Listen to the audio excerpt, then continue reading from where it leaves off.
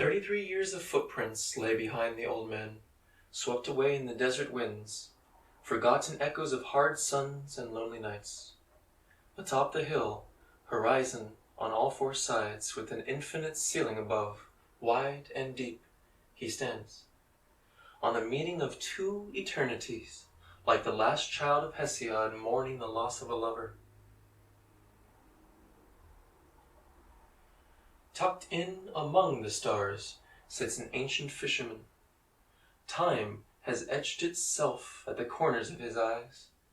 He was there measuring the pulse of the first star, when it grew and spilled over into the night sky, giving birth to the mystery of the night. He looks down at the poet, standing against the sea of sand like a single resilient star against the deep of night, and begins to let his fishing line sink down through the stars. Down, down through constellations that burn like forgotten tales, sinks the line, passing through old proverbs that hold the planets together. Down, down, down, down, stopping just at the tip of the man's head. The fisherman in the sky smiles, then breathes an old breath over the line. For a bright, shining moment, the sky is illuminated and alive with stories of itself and 1,000 heroes. The end of the line touches the man, and in the stars he sees the beginning, the inception of life, the history of a people, and a newborn infant. 33 years are summed up into a point when he remembers.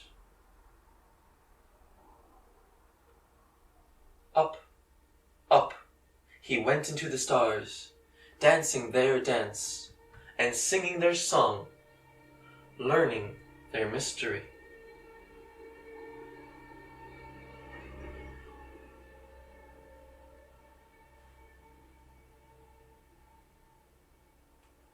Coming back to the ground, he dedicates himself to the stars.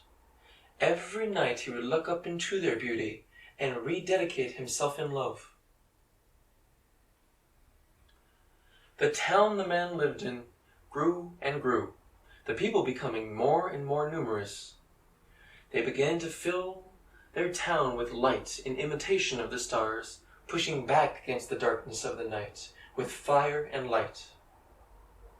The town birthed many lights in it that the old man began to travel to, seeing the stars in them. In the light of laughter, he would spend time watching the jesters at the circus. In the light of sporting excitements, he watched the battles at the arena. And in the light of passion, he looked into the eyes of a woman. The town's light grew, and the stars were pressed further and further from the old man. The more time he spent in the lights of the town, the more the stars fell from his eyes.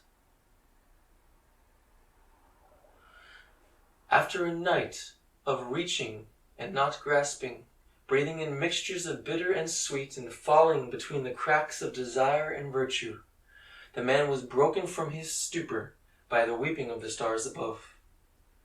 Above him wept a forgotten sky, mourning the poet who once knew it so, dancing and singing and drinking deeply from its mystery.